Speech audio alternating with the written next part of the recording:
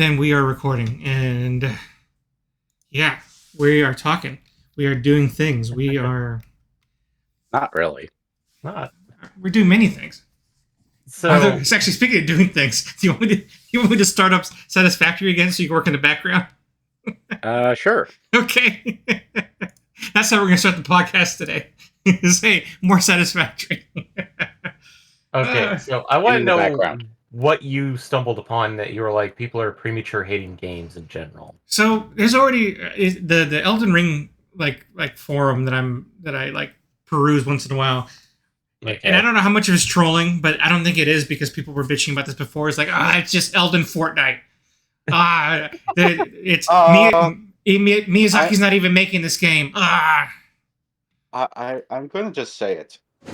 I feel like this should have been part of the base game, the same way in Bloodborne the randomized dungeons were. At least it feels like it was supposed to be, but it was cut for time. So Elden Ring could actually release, 2 years ago. But we know for a fact that that's not the case. This game came around because that guy made the mod. I'm just saying, because it doesn't feel all that out of place of like how FromSoftware would develop something on the side of like something that's not necessarily standard or different. Mm-hmm. So admittedly, okay, you're saying that it was literally inspired directly from a mod. Like, yeah. It is canon.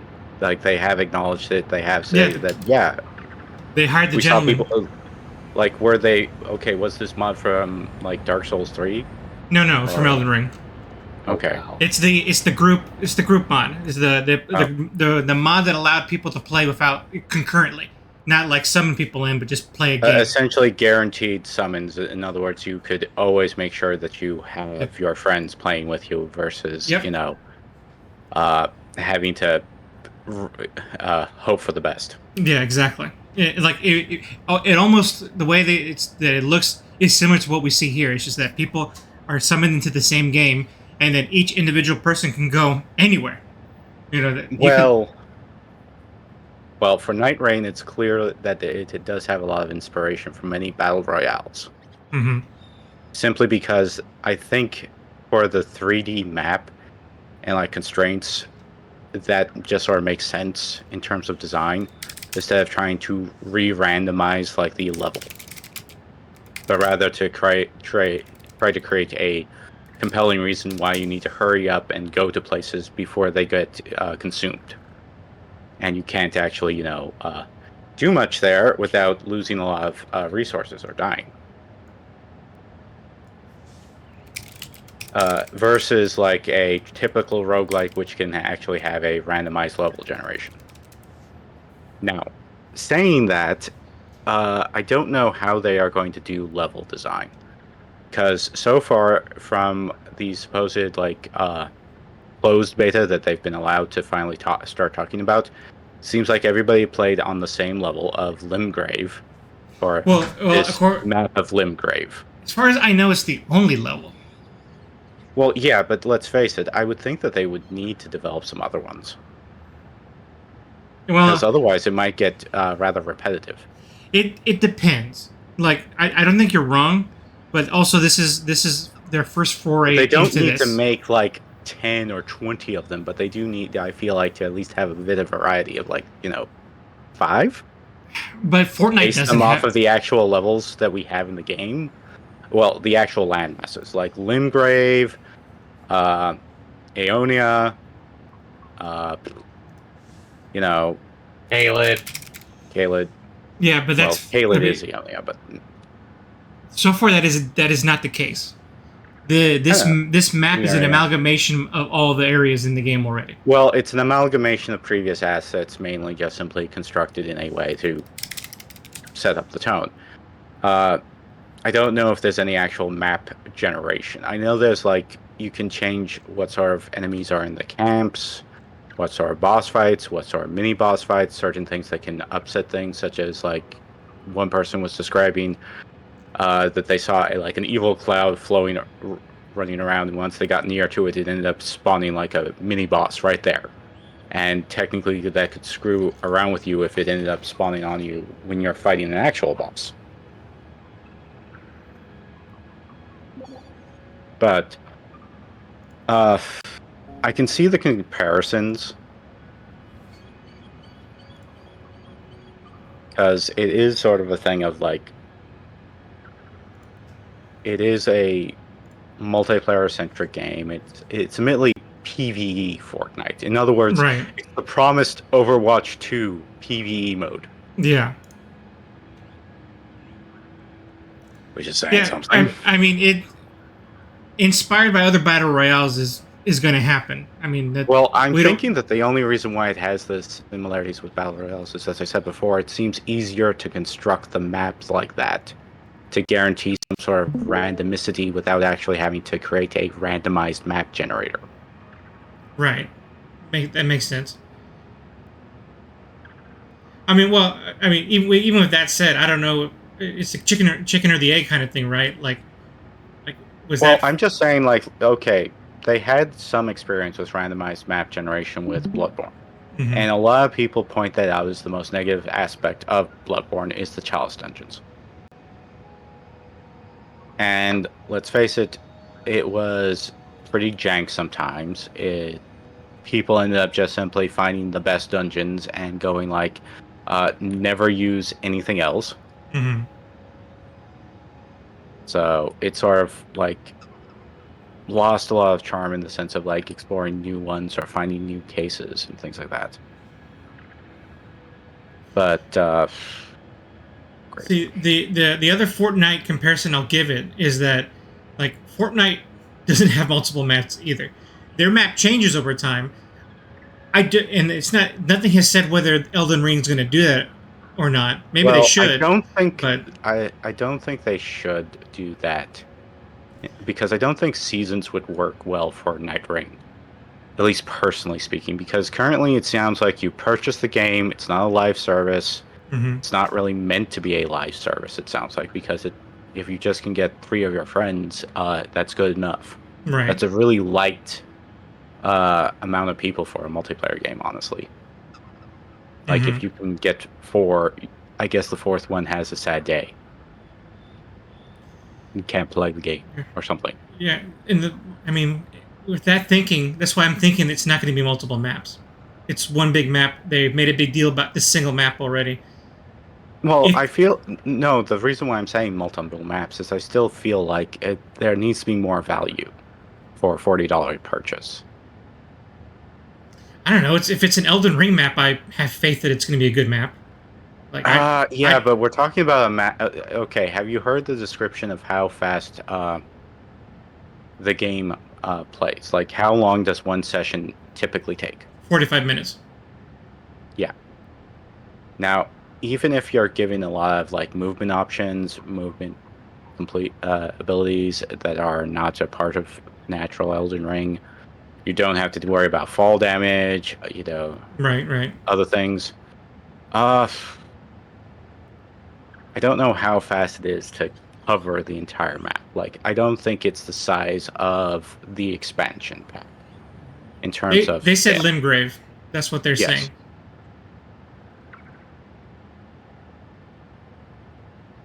And each of the nights you have 20 minutes to do what you're going to do before it's boss time. So Yeah. Well, final boss time.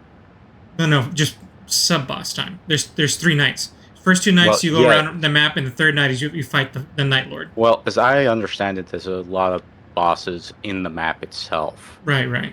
But I guess you could call them mini bosses, but the idea is that the third night is the actual boss that you have to actually, gear check. Yeah, there are bosses everywhere. There are day bosses, I guess, for lack of a better term, and then there's the Night Lord. You fight on day 3. Mm-hmm.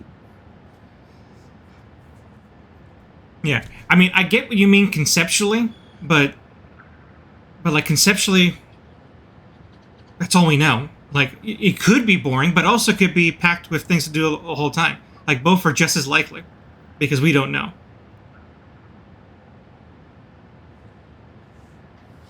But even that criticism is not bad. That kind of criticism, speculation, that's good and proper. It's different from they made an Elden Ring Fortnite. It sucks. Like that kind of mentality is stupid. I mean, I thought you were going unnecessary. to be complaining about the people complaining about Doom. Oh, I didn't hear anyone complain about Doom. People are complaining about Doom too? No, Well, they are complaining about Doom, the Dark Yeah. Age, Yeah, why? because they're taking away glory kills. Ah, I, I, And supposedly it's going to be a much more slower, methodical game from the supposed, like, beauty footage. Now, I don't know how much of this is true because obviously I haven't played it. right. It's also a question of whether or not maybe this is a matter of play style. Mm-hmm. But I think they have confirmed that there will be no glory kills. And I mean, I'm So indifferent that, to that, only because I don't know what the final feel of the game is gonna feel like. If the whole game relied on glory kills, that'd be weird. But also, I understand well, missing I it. hate to say this, I think what was the Doom that you played? Doom Eternal Doom Eternal. Doom Eternal does require glory kills, in my opinion. as a mechanic, Well, yes, but it's integral. You can't exactly ignore it. right? So if they removed it from this game, I mean, it's either because they have another thing that's going to be just as fun and cool, or the game is going to suck. I guess. I feel like it's going to have its own issues, per se, from just, whether or not they can actually make a fun thing. Admittedly, many people are pointing out that, oh, hey, people were complaining about glory kills in 2016.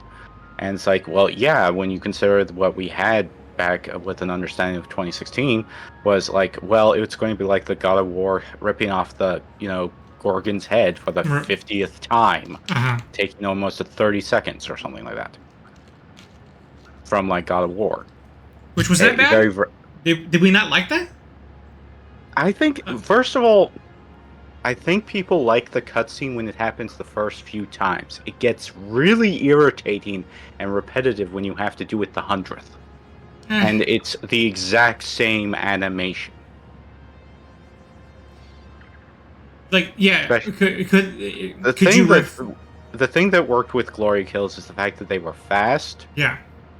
It was entirely dependent upon what sort of like movement you were going into the glory kill with, because different movements or different like directions that you held gave a different animation, or in the case of like Doom Eternal, different resources. So. Correct. Yeah. There's definitely a refinement there. That's absolutely true. And I think few people would say the refinement isn't the better thing, right? But I mean, it didn't mean that. It's like it didn't mean it anything. sucked It's a in God of question War. of like whether or not it can actually function, and it's always a big question of, are they actually going to succeed or are they going to fail now? I guess we'll see. I mean, that's all we can say. Right. But this is sort of the reason why you were talking about, are people getting negative too fast or too early? Yeah, which is true. that's still true. Admittedly, I'm a bit worried about the whole slower gameplay with Doom, because like it's a run and gun. That's the core gameplay from the original Doom. I don't know. It depends on which level of difficulty you're playing at, because technically running and gunning is pretty easy on the easier levels.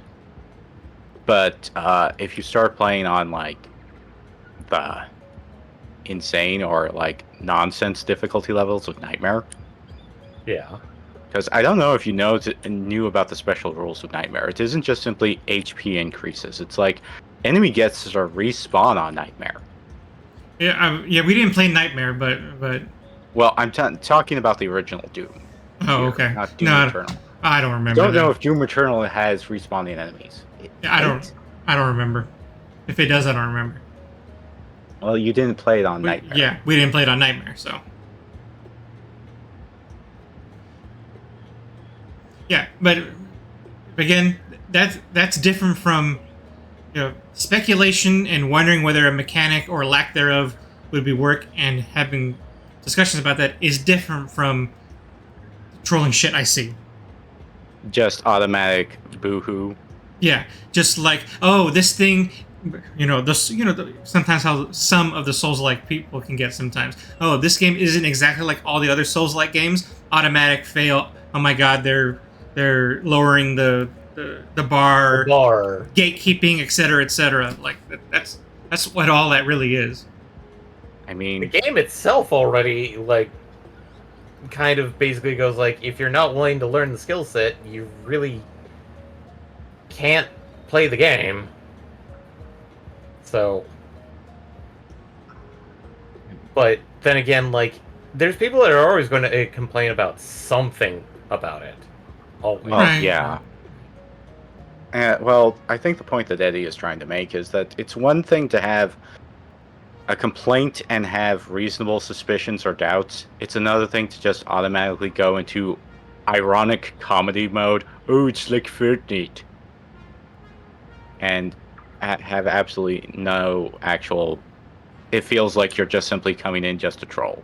Especially if we put it in a different context. Like for one thing, Fortnite is one of the biggest things right now. So like even Well- that in itself is like, what are you saying with that? Like for one thing. The second thing is that yeah, it's a common denominator. Maybe it's popular because it's like a lower common denominator or something like that. But what we're saying is here, hey, we're not saying McDonald's hamburger. We're saying like restaurant quality hamburger. Yeah, they're both hamburgers, but it's clearly a different hamburger. So like, why are you immediately saying it can't be any better than the McDonald's hamburger? Because the McDonald's hamburger tastes like cardboard. By the way, I like McDonald's hamburgers. They're still good. I haven't had a McDonald's hamburger in... I can actually date this. I had one in 2011. Well, there you go. Well, Admittedly, it was really good, mainly because I hadn't had anything else to eat for 12 hours. I mean, it's fast food, right? I mean, and it Yeah. has its appeal, but we know And again, that I don't know whether it's the same kind of burger that you would get today. Yeah.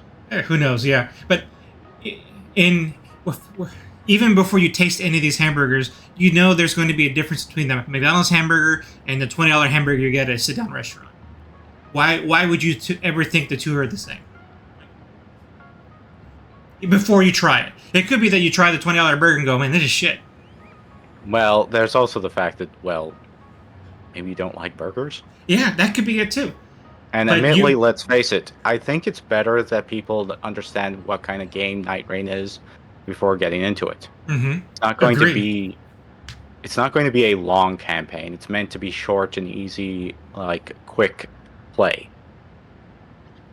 It's half the reason why I was bringing up maybe they should have multiple maps, is simply so it feels like there's a bit more there to eat off of. Like, If they have multiple maps, that would be great. I would deny that. I would say, look, I'm going to be honest, I want them to at least have 3 maps at launch. But if they had one really good map, would that be a bad thing? I would feel that $40 is a bit expensive for that.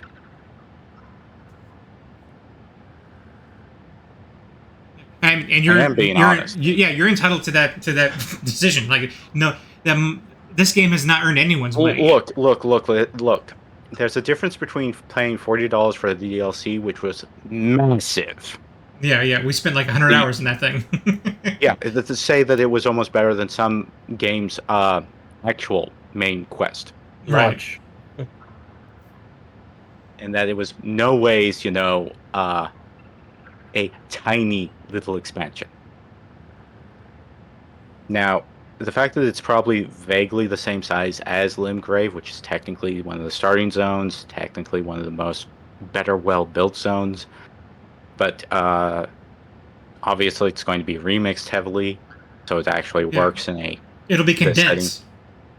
It'll Well, be dense, it's not not condensed, just simply dense. condension, it's also remixing, and like certain assets are placed in other places. Like you can recognize, like, oh hey, this is Fortnite, except it's not where Fortnite is. I mean, they're in definitely the actual map. they're definitely really reusing assets. Like all the weapons are Well, going to be if you've Elden Ring noticed, weapons. FromSoftware reuses assets a ton. Well, I mean, A in that, lot. like the weapons are all Elden Ring weapons. They're not making new weapons, at least Well, so far. Okay, did you notice this about any of the footage for Nightreign? But The Birdman. yeah, he's a bird man. He's an It's enemy. one of the first times where you actually play a non-human character. Right? Or some like deformed, or not deformed, but I mean, technically, the undead are deformed, yeah. but that's not Turkey neither men. there. Well, We're so, like- talking about literally like that Like a character demi-human or is something. not is Not- only humanoid. It's not really human. Right. Yeah, I'm looking at footage right now of Birdman on the screen right now, and yeah, like, and there was no explanation in the videos that I saw about that. It's just matter of fact. Well, I think they're going with the idea of each of these characters are their own character, Mm-hmm. like definitively. Like, did you hear any of like the explanations on how some of the characters are? Right. Yeah, like their move sets and how they play. Yeah, I heard that. I heard that. Yeah, and so far they're only showing 4 of the characters so far. Well, with so a far plan. that's like the limited stuff. Yeah. So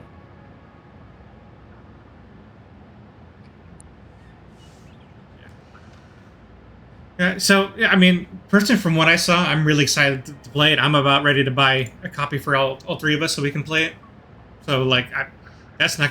mhm. So I'm I ready. guess the one other advantage of not being tied to Elden Ring that it probably is not as big of an install as Elden Ring. One would hope. One would hope, or I would maybe hope so. I don't know. Like, it's hard. I guess if it's Well, have as much okay, maps. since you probably still have Elden Ring and its DLC. Like, Oh, yeah. On your computer, can you check your how much disk space it's taking up? Yeah. Let me see. I'm guessing over 100 gigs at this point. Installed files. Where would it say? Shouldn't it say somewhere? Click on the thing during your Steam tab. Properties. Installed files. Oh, there we go. 61 gigs. Okay. Or sorry, 67 gigs. 67 gigs. Okay, so a better half, but not close to 100. Or like the latest Call of Duty, probably over 200. Right. Call of Duty, 260 gigabytes. I hope 4K you, textures for everyone. even though everybody's still playing on 1080p. Because they have to. You know, it's just Like- and the bigger conversation. I mean, well, not bigger conversation, but like the other things that came to mind. I was thinking about that. It's like people were saying shit about Marvel Rivals before it came out, and now that's like the biggest thing in the world. It's just one of those things. Like, you don't know how it's going to be until it comes out. Like why are we making such a fuss about a game that isn't out yet, and we pretend we know what it is? Or I think it's some. I think I can answer that actually. Hmm. Because oftentimes it feels really annoying when there's the equal and opposite problem of people hyping it up senselessly. Yeah, but people are allowed to do that. I mean, sure, there are Oh, people who are allowed to hype things up Yeah. beyond the point of like comfort, but to say like nasty things about it just in contrapose is difficult. It's like the entire argument of whether the sort of I'm not thinking flame war, brigading that was going on during the launch of Zelda. Here's the Kingdom. No, the first one, when Breath of the the Breath of the Wild. Breath of the Wild, when they were brigading it on both ends, essentially trying to push Breath of the Wild to be the best game ever, and then people countermanding it to make it the worst. Yeah, that was. I don't remember that swing being that way, but I mean, not It not was surprised. because people were surprised. putting it as 10s, and the only way to make it go down fast enough was to give it a 1.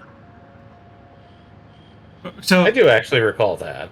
So people were purposely putting ones because. Yes. Because they didn't want it to be a 10. See, yeah, that sounds silly to me. Let It people. sounds silly, you but let- remember, people are illogical creatures. because look, as I said before, the faster way to get it off from being like the best game ever is to give it a 1. Especially if people are literally giving it a 10 out of 10. So let those people give it a 10 out of 10. But I don't want it to be a 10. Why I not? want it to be less. Yeah, well, sorry, I Because forgot. it's not the best game. Yeah, That's I know. the problem, Okay. Eddie. Yeah, I know. I'm not talking to you all. I mean, I'm I talking know. to. I'm just preaching to the ether at this point. Like, okay, yeah, it can be annoying when people glaze something a little too much, but I prefer that over people like hating stuff for no goddamn reason. They may have a reason, or it may just because of the factor that I don't want it. Like, the reason may be the most stupidest, asinine, no good logical reason. It's purely emotional. They just fucking hate that people are in their face about it. Yeah, yeah. Kind of like how I constantly tell you, like, why haven't you played Tears of the Kingdom? I will soon. Uh, and like I'm not trying to get people who like overtly glaze things that pass, especially in this like sponsored content kind of world we live in, right? But like Yeah. like Well, like you end up getting honey, essentially. right, and but you as a person can filter that shit out. Like when it comes to overglazing, when it comes to hate shit, like all we do is, especially when it comes to games that are, especially when we're talking about unreleased stuff, which is really the point of all of this, like. Why are we like hating on a game that isn't released, that we have no idea how it plays, and we're just calling for it to fail before it even comes out of the gate? Like, again, like Rivals was almost getting that treatment for a while until everyone realized it was good, and then people played it. And like now there's like a midnight game that's coming out that people just like love to hate on, even though again not out yet. Like we don't know shit about it. Like these are.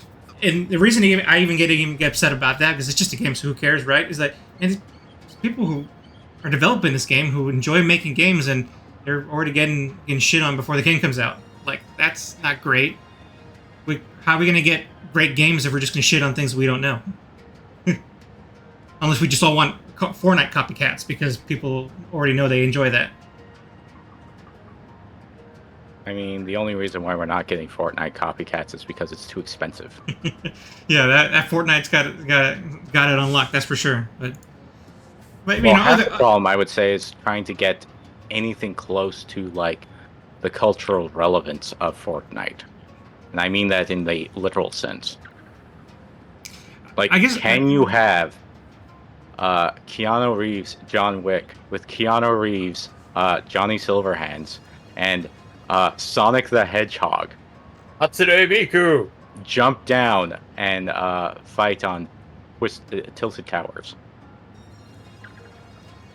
Let's get them all. The Smash Brothers Ultimate version of that, which is what Fortnite already is, I guess. So, what am I even saying? Fortnite has the money to afford to have that. Well, I used Fortnite, but like you can even look at the Souls-like genre, how there's quote-unquote copycats, right? Well, the biggest problem with copycats is that it's taken a while for even some of them to be, I would say as good as FromSoftware, and even then, technically speaking, FromSoftware is not necessarily the best per se. Yeah, true. I mean, true. I mean, we played the Pinocchio one Liza here. P. Yeah, Liza P, and that was fucking awesome, and it wasn't made by them. So, like, but I guess if we were to like show it off here, it's like complaining about Liza P before it comes out because it's just another freaking Souls-like. Like, why even bother? We already have Souls. Like, thank you. We already have Bloodborne. Thank you.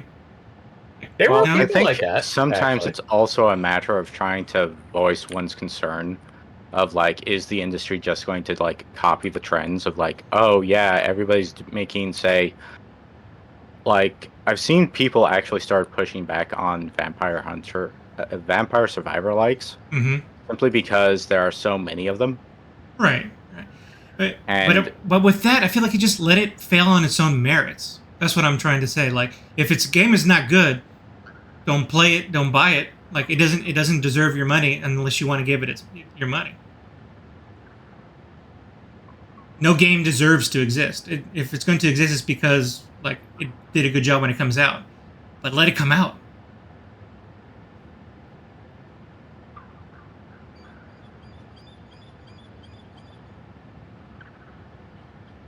That's my rant.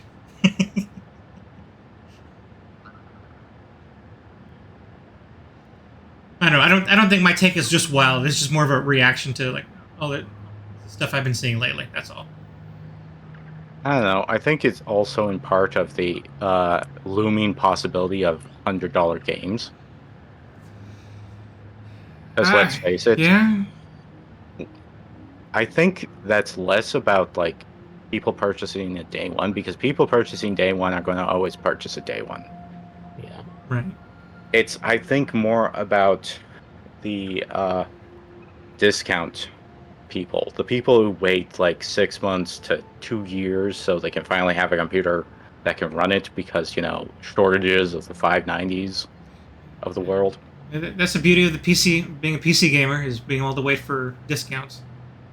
Well, yeah, but here's the thing. If we take a $60 game and cut it in half, it's $30. Mm-hmm. Cut a $100 game at the same discount, it's $50. Right. Still And hefty.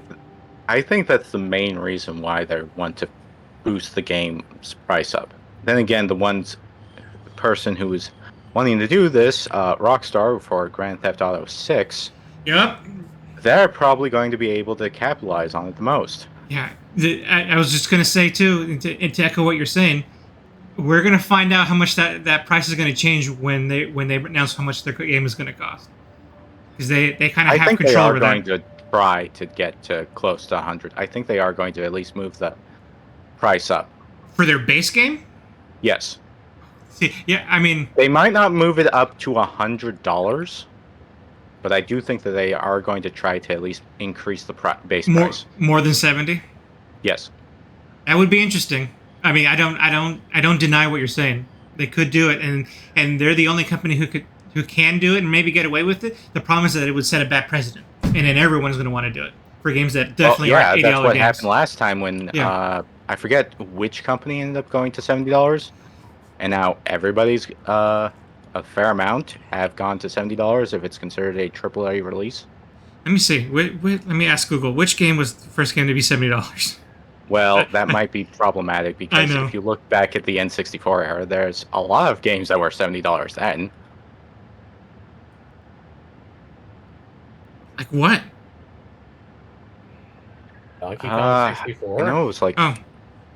Okay, no, here's a reasonable answer that I think I even remember hearing discussions about. Okay. NBA 2K21 was one of the first games to be released at $70 by Take-Two. Funny enough. And I do remember that being a big deal. I remember that being a big deal. I don't remember that being a big deal. I know it was something else. But that was one of the first games that broke the $70, and people were going like, "What are you doing?"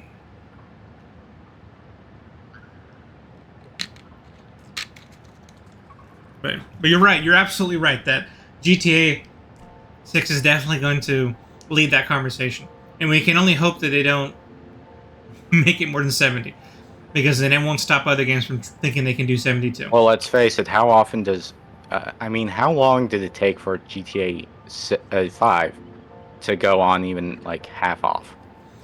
I don't know. I remember I bought it many years afterwards, so I don't know what kind of discount I bought it at.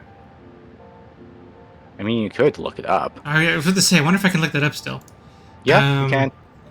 Where's my purchase history? I forget where it is in history of like your account. Point shop. Yeah, is there a purchase history button? Let me see. Yes, oh, here there is. I know, I've checked it before. Here, account details. Maybe it's here. Yeah. We have view purchase history. Yep. Wait, in what order is it going in? Okay. So, GTA. No. Grand Theft. It's not showing up. Oh, here we go. 6, right? We're looking at 6. I bought 5. No, oh, no, we're looking at 5. Yeah, 5. 6 is not out yet. Oh, I bought mine for $15. Wow. Okay. In May 2019, I bought it for $15. Okay. I don't remember when it originally came out, but It's easy enough to Then do. again, I think the idea is that most of their money has been gotten from V-Bucks. oh, it came out in 13. V-Bucks? Shit. am I thinking of the wrong Yeah, game? yeah, you're thinking of Fortnite. Fortnite. Okay. But it was like Shark Bucks or something like that. I feel like it's Shark cards. There you go. Yeah, I mean, same difference. same difference. I mean, yes, okay. One is owned by Rockstar, the other Epic. Same difference. But I'm not sure what else we wanted to say about this. But I mean, I guess besides that, just talking about the game itself, like, seems like we all seen videos of it. It looks really cool. I really like the idea of getting into groups and doing Elden Ring stuff together. Like, not exactly Elden Ring stuff, because obviously there's things. Well, the idea different. of essentially playing multiplayer, like, you know, what we were doing last year with Risk of Rain 2. Except now in Elden Ring, essentially. Right. Which it sounds amazing. Like, it already sounded amazing when they said the concept, but after seeing the footage, it looks even better than I thought it would. I mean, I do like the idea of shorter times instead of trying to go for a long campaign of, like, you know, going through the entirety of the Elden Ring campaign, essentially. A far more shorter and easier to play style. Digest. Well, timetable. Yeah. I think your Risk of Rain comparison is pretty apt too. Well, it's like a 3D roguelike, so it's very similar in that sense. Right. And similarly enough, it demonstrates why I think like having multiple maps does help, because we don't always go through the same, you know, maps every time we play like a certain level or something. Given the size of this map in Nightreign, it seems like it has the same variety as Risk of Rain. Just because it's not a complete different plane of existence doesn't mean it can't be different regions of the game you go to. Well, remember, Limgrave did happen to have like perhaps the greatest variety of areas, because it did have like swamps, it did have like mountainous terrain. Yeah, but the same thing was said about the DLC, where the map was the size of Limgrave, and look how dense that game was. Well, they also learned a lot from their initial release with that one. So. Well, one thing I could probably bring up, and this is just something that I noticed, is the fact that in the video that MPX posted from good old Mr. Pineapple, was the factor that they seem to be adding a lot more verticality, which I can actually draw a comparison to another game series, which parkour. I've tried to...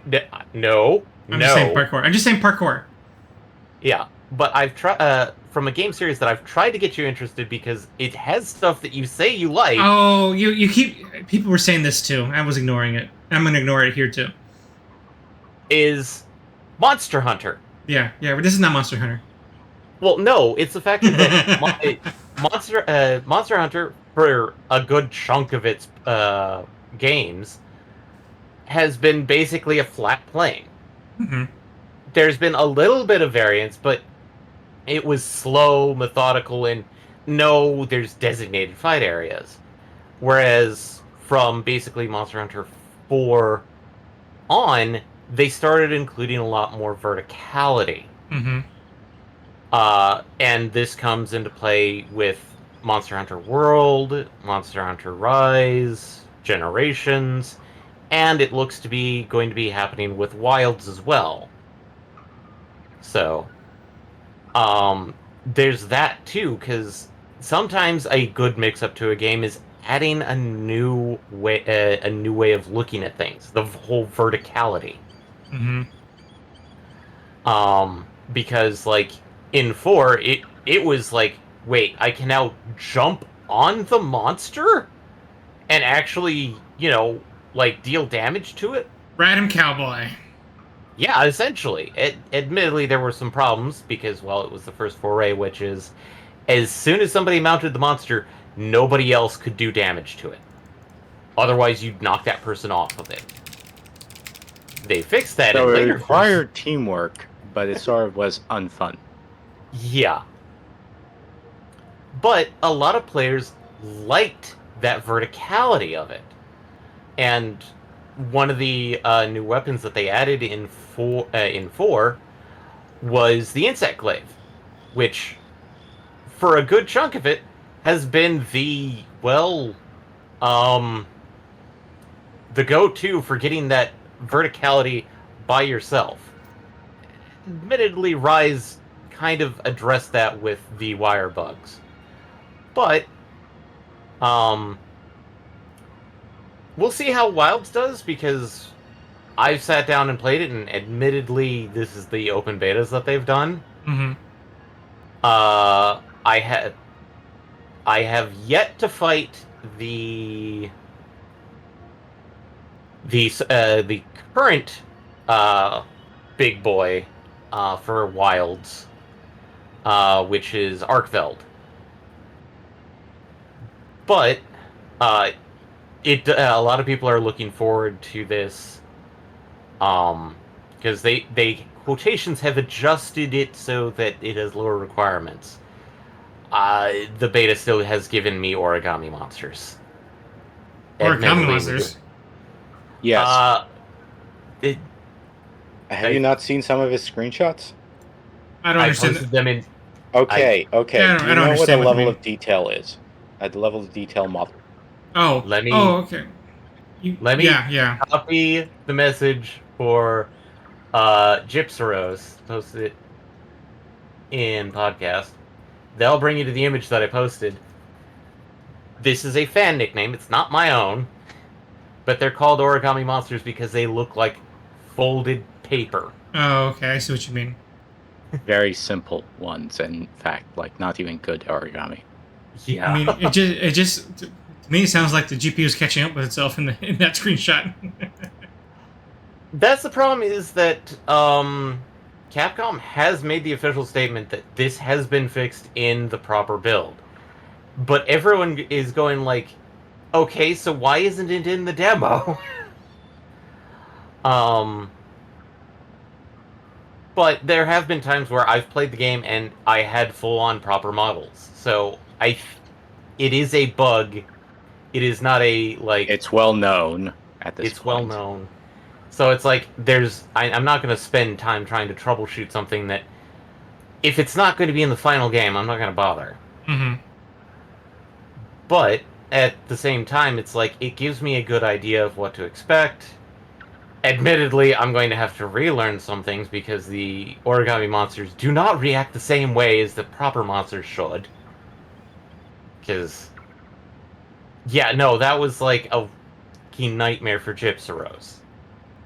But and this may be getting into why some people are kind of being very harsh on games, is that some games have been doing the open beta before the game comes out to test stuff, and people are expecting that this open beta is the final product. Even with the huge, this is not the final product on open beta. Well, the problem is when those open betas are like way too close to release, that even if they are going to have changes, they might not have enough changes. Yeah.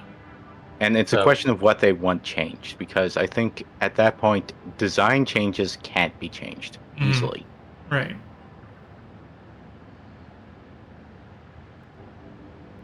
But it's one of those things of, like, when I saw that Mr. Pineapple mentioned that they added a bit of verticality to it, that I applaud that they added that, because there was some verticality, but it was kind of like specific points.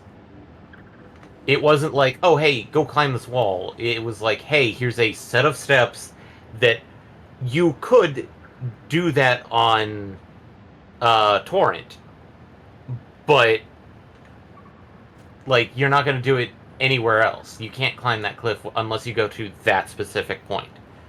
Where it looks like in Nightreign, there are going to be points where it's like, hey, somebody can easily get up this wall, and then they can start raining down while somebody goes in there and acts as a decoy. Mm-hmm. Which, that's planning and adding verticality to the game. This is their battle person making the game, their battle director. So I think he worked on Sekiro too. So this is all like coming. This is all Oh, yeah. the evolution of all that experience that you would hope to find in evolutions of games. Yeah. And if this is coming from the Sekiro guy, I would expect there to be a level of verticality. Because you play... remember when we played it? There'd be times where like, I need to get the fuck away, and you're like, Eddie, look up! And you're like, what do you mean? Oh, there's a grapple point there. Yep. Also, I guess only one character has a grapple. And I think we were all thinking, oh, everyone's going to have a grapple. Nope, just one character is going to have a grapple in Nightreign. Yeah. Admittedly, from the sounds of it, the grapple is meant for just enemies only. No, it's for terrain too. Yeah. Really? Mm-hmm. Yes. So that'll be a fun character quirk to have when you play as that character. So that should be fun. Yeah. And this game comes out May 30th. So I know what we're gonna do after we're done playing Sandlands. Satisfactory. I know we're definitely not going to be playing Monster Hunter Well, Wilds. what I'm saying is that we'll probably be playing Sandlands as your single-player game, but switch over to Nightreign as the multiplayer. Yep. Hopefully we finish Satisfactory by then. At least get close to. I think we're actually getting close, because if we're at Phase 5, I'm hoping we're done before I go to GDC. Because that's why I had planned to just to outright give up. But we'll see. If we're close, I won't give up. But because I want to give Sandland its time to shine, and I don't know how long it's going to take. So that's my only concern. But no, I think you just noticed something that I've kind of always noticed, is that there's always going to be somebody that they're not going to give you a logical or a sensible reason why they don't like it. Right. You're right. I think the thing that, I mean, not bugs me, but is worth pointing out, is that I think a lot of people think all of a sudden they know how to pre-rate a game just because they were right about Concord. Like, actually, I don't think a lot of people were right about Concord, because nobody was talking about Concord. It literally was one of the most... I hate to say this. I literally only found out about the game a month out because people were talking about its open beta, and then just simply didn't care about it until its shocking release. No, there was plenty of on it on like promotional circuits. And, people were ignoring those.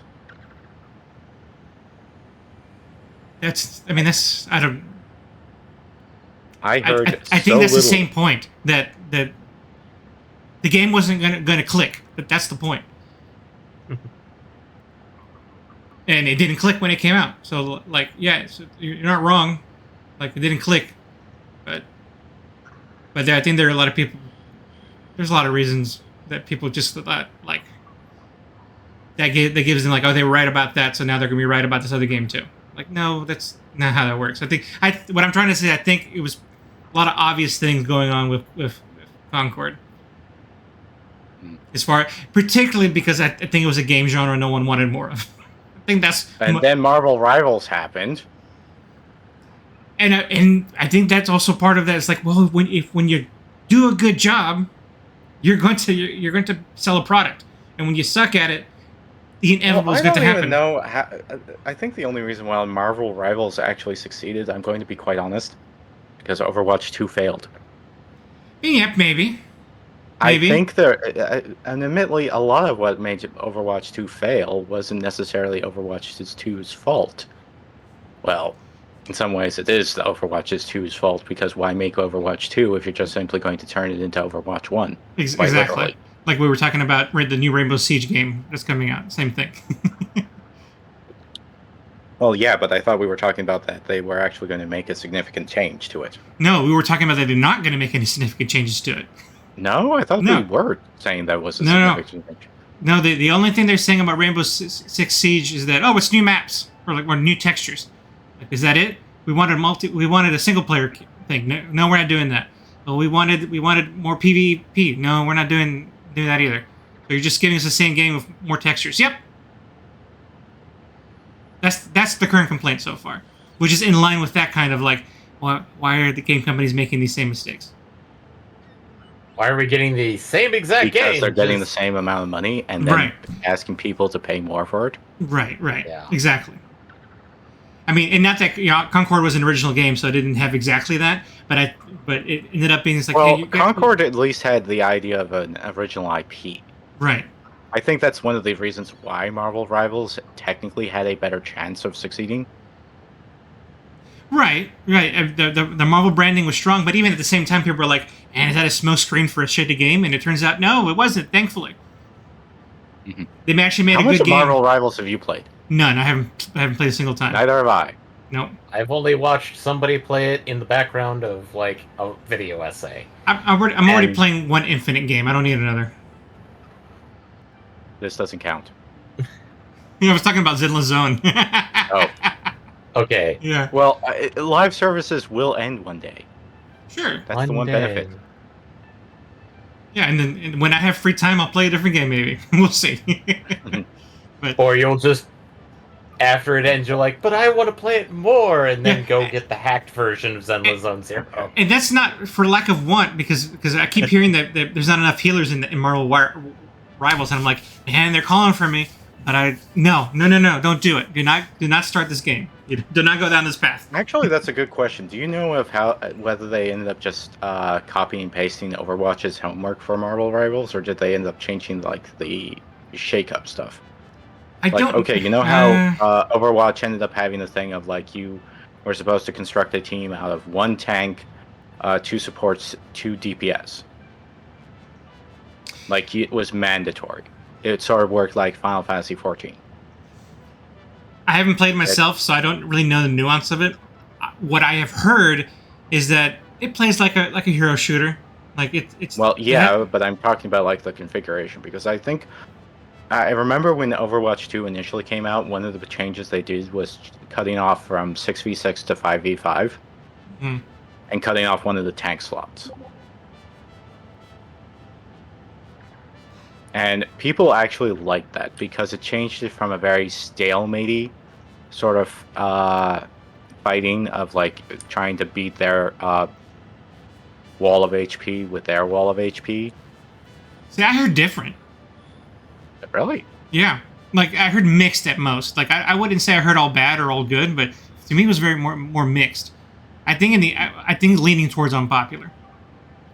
Like especially because like there was sometimes there used to be a tank meta, because I used to play Overwatch for like 2 years, so yeah, sometimes there would be a good tank meta, but not to the point where you absolutely had 2 tanks. You could not always have 2 tanks.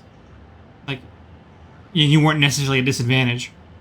Yeah. And again, I don't know how that translates to Marvel Rivals because I haven't played it myself. And all I've heard is that, yeah, it plays like a hero shooter. It doesn't totally reinvent the wheel, but it's fun. What they implemented was implemented well, which was, I think, what's important in the end. They implemented it really well.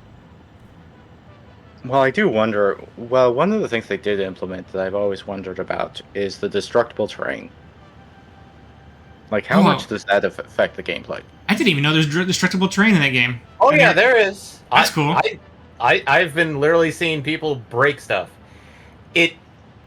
From what I've seen of the videos that I watch while listening to the video essay, like, I'm not sure, since I really have never played any type of hero shooter. The closest was Mecha Break, which that's in an open beta. Ha ha ha. Yeah, it sucks. Who cares? No, you. But it's the factor that, like, from what I recall of watching some videos of Overwatch versus some videos of Marvel Rivals, is that with Overwatch, there were definite paths, whereas with the destructive environment, selective, to my knowledge, is that, oh hey, nobody's gonna come down this route, bust a wall. Hey, we've opened up a new path that makes it a lot makes it harder for like a defending team or an attack, or makes it harder for the attacking team to defend, because now they have to deal with, instead of like a known way that they can come through, a new route that now they have to deal with. Or In some cases, if it's just a free-for-all, the breaking of environment means that there's less cover to for an attacker to worry about. But it also means that there's less cover, which means that if they start losing health, oh god, I need to get out of here. Kind of situation. Right. In other words, different element. their corner game suddenly has to be aware of how the terrain is changing versus just simply depending upon the same corner. Yeah.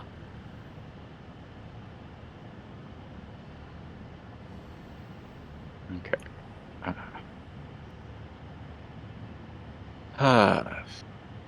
Well, anything we want to say to wrap up the podcast today? The best I could probably state is judge based off of experience rather than visual, because there have been some games that, like, and I will fully admit this, game looks amazing, plays like ass. Mm-hmm. And then other times where it's like the game looks kind of okay, but not really worth it. Oh. Oops. Did I get booted? No, you're still... I got booted. Oh. Eddie? Did you hear me? Oh, no. Oh, no. It looks like something happened with the internet, so... I think you lost connection. No, they can't hear me, but I can hear them. But We lost connection together. Oh, well. I'll sign off before they start talking over me. Nope. Shut up, everybody! Actually, I can just mute them. What happened? Oh, you hear me again? Yep. Yes. Oh, okay. I was going to mute you guys. No, I'm trying to sign off. I don't know what happened. You disconnected everything, so... Nothing stopped working on my end, so I don't know. I heard you the whole time. So... Weird. Okay, anyway, let's sign off. We got things to build. So... All right. Okay. Bye, everybody. We'll switch over to... Yeah, bye. Bye!